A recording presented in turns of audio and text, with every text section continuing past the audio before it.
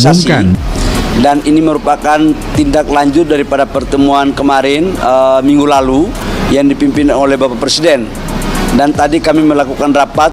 Assalamualaikum warahmatullahi wabarakatuh. Kali ini opini Gino kembali mengungkap tentang bagaimana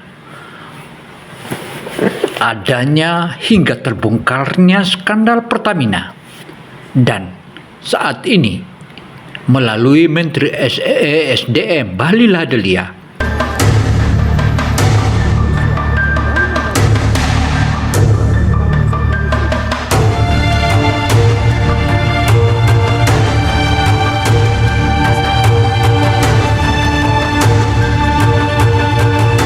akan membangun kilang minyak yang berskala dunia atau berskala paling besar di dunia. Dan ini sudah pasti bahwa Indonesia akan menjadi daerah petrodolar. Artinya permainan ini sangatlah serius, sehingga Prabowo menyampaikan sebagaimana menindaklanjuti apa yang telah dilakukan oleh Pak Jokowi atau Presiden Jokowi kini ditindaklanjuti oleh Prabowo Subianto. Bagaimana kisahnya? Ayo ikuti media ini hingga akhir agar tak gagal paham, karena media ini akan selalu menyajikan fakta-fakta yang sebenarnya. Mari kita tonton bareng-bareng. Wow.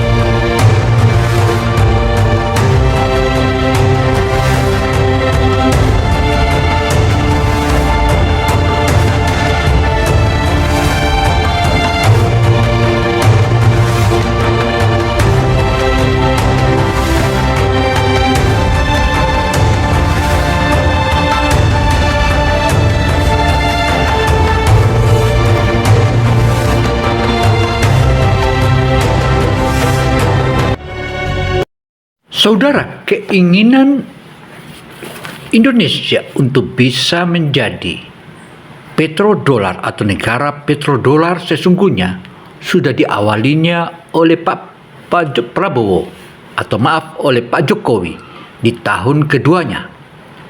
Namun Prabowo atau Jokowi tidak memiliki daya dan upaya karena dia menghadapi mafia migas itu bukanlah berhadapan dengan biasanya.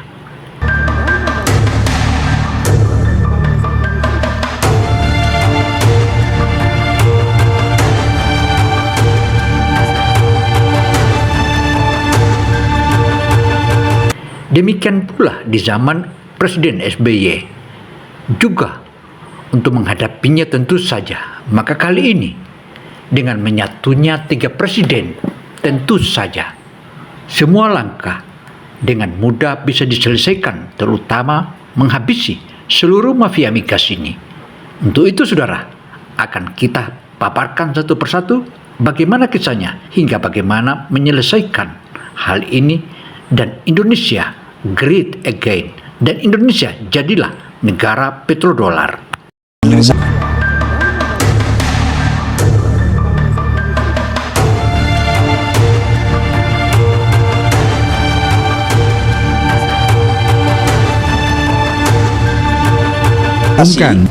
Dan ini merupakan tindak lanjut daripada pertemuan kemarin minggu lalu yang dipimpin oleh Bapak Presiden.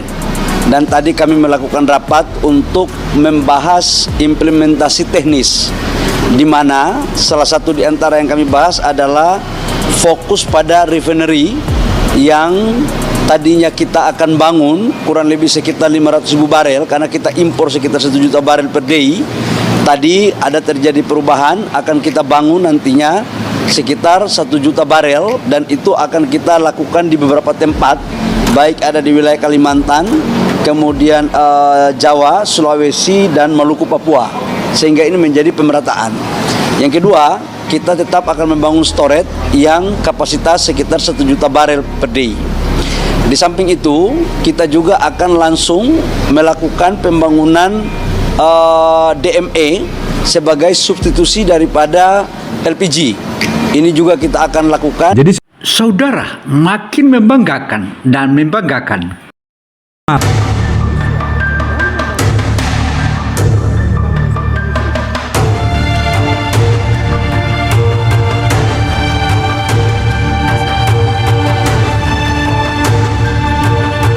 Malam Presiden Prabowo itu di sela-sela pertemuannya dengan calon presiden Vietnam ya, itu menyempatkan teman-teman memanggili kabinetnya sampai malam hari begitu ya, mendiskusikan langkah-langkah strategis terbaru. Nah, yang ditelurkan tidak jauh dari yang namanya migas, teman-teman. Luar biasanya apa yang selama ini menjadi unek-unek ya presiden-presiden sebelumnya, termasuk Presiden Jokowi itu yang paling istilahnya Presiden ke-7 Jokowi ini yang paling geram gitu ya terhadap kepersoalan impor migas, minyak dan gas ini, akhirnya benar-benar dieksekusi oleh Presiden Prabowo, teman-teman.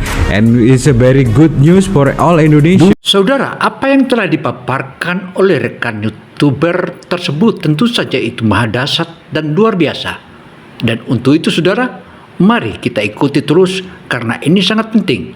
Jangan kemana-mana. Dua kelompok pembangunan besar yaitu minyak dan gas ini dalam proyek strategis nasional. Nanti kita lihat. Tapi itu sudah masuk dalam program strategis dan prioritas hilirisasi. Ya. Ini kabar yang sangat bagus ya. Setelah bertahun-tahun gitu ya, tidak ada gregetnya gitu ya. Hanya impor sampai Presiden Jokowi pernah marah ini seperti ini. Batu bara bisa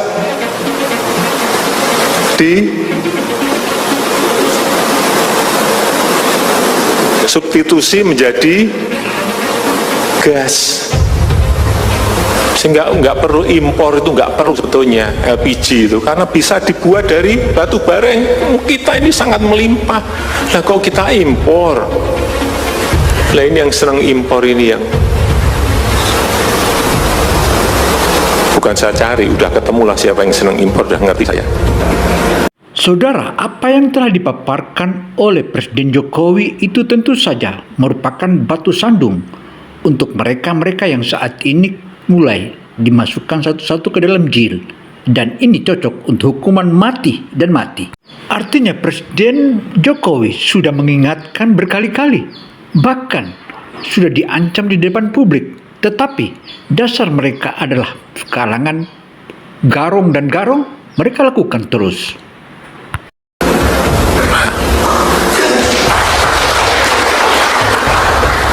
Hanya perlu saya ingatkan bolak-balik, hati-hati. Kamu hati-hati, saya ikuti kan. Jangan menghalangi orang ingin membuat batu bara menjadi gas. Gara-gara kamu senang impor gas. Kalau ini bisa dibikin ya udah. Saudara, oknum mafia migas atau skandal migas ini sudah sering diingatkan oleh Pak Jokowi atau Presiden Jokowi sebelumnya. Tetapi mereka terus melakukan dan melakukan. Mereka terbilang ngeyel dan melawan. Seperti Ahok misalnya, ditugaskan di situ untuk menyelesaikan. Tetapi apa yang terjadi? Malah Ahok menyalahgunakan wewenangnya. Dan itu adalah kejahatan yang tak bisa diampunkan.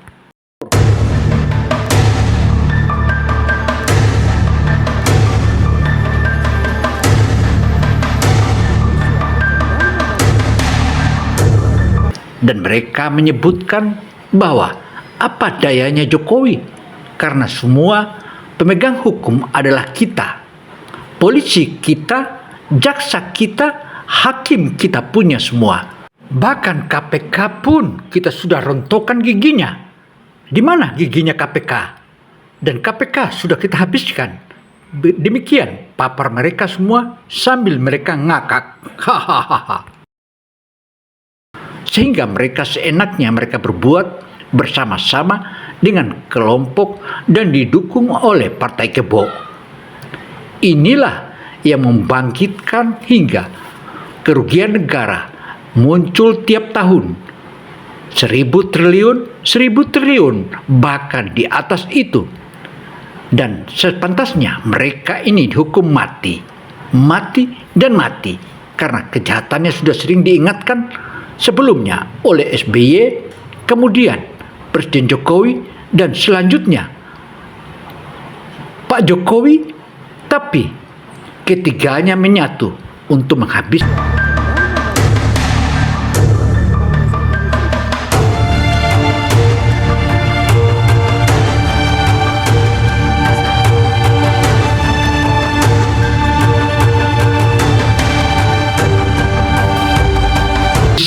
Karena itu saudara, menyatunya 3 presiden, mulai dari Presiden SBY, Presiden Jokowi, dan Presiden Prabowo, maka tidak ada kejahatan yang tidak mereka mampu habisi dan masukkan semua ke dalam bui dan hukuman mati. Impor minyak sama, lifting produksi minyak kita, sumur-sumur kita masih banyak kok. Dan Pak Jokowi untuk merehabilitasi dan menyelesaikan itu menunjuk seorang mantan wakilnya, dan dikiranya sekeluarnya dari penjara dia akan menjadi orang baik-baik, tapi ternyata sebaliknya. Kamu tahu nggak sih, ibumu nih udah pinter, cantik, karismatik. Kami semua menangis, Ibu Megawati menangis. Kami tidak menyangka.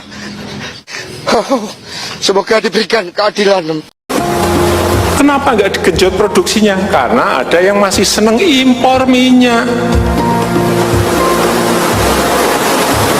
Enggak. Saya pelajari seperti ini enggak. Nah, kita bedah dulu tentang gas gitu ya. Gas ini ingin dirubah oleh Presiden Prabowo ya, memanfaatkan suplai batubara atau produksi batubara Indonesia jadi gas. Ini ide lama dari Presiden Joko Widodo pada saat itu ya, pada saat beliau menjabat gitu ya. Saudara, apa yang dijelaskan oleh rekan kita itu adalah faktor yang membenarkan serta menyelesaikan dan mengungkap yang sebenarnya. Tentu ini merupakan salah satu hal yang sangat positif dan signifikan untuk kita ungkap. Karena itu saudara, ikuti terus, karena media ini akan menyelesaikan serta mengungkapkan bagaimana sebetulnya kejadian dan bagaimana sehingga terjadi skandal yang merugikan negara hingga ribuan triliun rupiah itu. Untuk itu saudara, ayo kita ikuti dan kita lanjutkan. Tapi analisanya tentu Presiden Prabowo harus menaikkan lifting migas dalam negeri kan begitu ya. Baik itu dari sumur lama maupun sumur baru. Logikanya harusnya begitu, karena apa? Membangun refinery banyak-banyak tapi harus ada pasokannya kan, seperti itu. Tidak mungkin rasa-rasanya hanya mengandalkan impor gitu. Yang jelas dengan adanya refinery ini menggunting tadi persoalan-persoalan distribusi maupun pengolahan ya teman-teman. Kedua, dengan adanya refinery baru, kilang baru gitu kan, juga menghasilkan yang namanya petrochemical teman-teman. Petrochemical itu juga penting untuk berbagai macam industri dasar. Kalau misalkan proyek strategis nasional itu juga ada rencana pengambilan lifting baru, wah itu luar biasa teman-teman. Berarti Presiden Prabowo itu ingin ya mengulangi kembali sebuah kejayaan bangsa kita bersama, yaitu zaman petrodolar. Jadi Indonesia teman-teman pernah mengalami masa-masa kejayaannya menjadi sebuah negara petrodolar yang sangat luar biasa. Hanya saja karena terlalu banyak kita ekspor, tidak ada storage, akhirnya apa yang terjadi? Ya seperti itu, akhirnya impor. Saudara, apa yang barusan diungkapkan oleh rekan kita itu tentu saja merupakan salah satu ungkapan yang maha dahsyat dan luar biasa. Artinya mengenai refinery dan selanjutnya tentu merupakan salah satu dambaan bagi pemerintah Indonesia. Dan hal ini kita akan mengingat kembali sebagaimana yang dipaparkan oleh rekan itu, bahwa Indonesia pernah menjadi negara petrodolar. Dan akankah kita mengulangi lagi sebagai Indonesia menjadi negara petrodolar? Tentu semua itu kembali ke kita semua. dan bagaimana pengawasan kita, terutama rekan-rekan yang ada di bidang media. Dan itu pun juga kita harus betul-betul mawas diri dan membuat manajemennya yang super ketat, yang bisa mampu segalanya. Nah, menariknya, menurut Pak Bahlil, ada tuh pembangunan storage. Kemudian Jawa, Sulawesi, dan Maluku, Papua. Sehingga ini menjadi pemerataan. Yang kedua, kita tetap akan membangun storage yang kapasitas sekitar 1 juta barel per day. Saudara, tentu saja pertemuan kita ada awal dan juga ada akhir. Semoga informasi yang kami paparkan ini adalah merupakan informasi yang menjadi masukan berharga bagi kita semua, terutama kepada masyarakat yang saya Kino Samsudin Mirsa melaporkan. Semoga informasi ini bisa menjadi masukan berharga bagi kita semua. Wassalamualaikum warahmatullahi wabarakatuh. Semoga Allah melindungi kita semua. Amin, amin, amin. Ya Rabbal Alamin.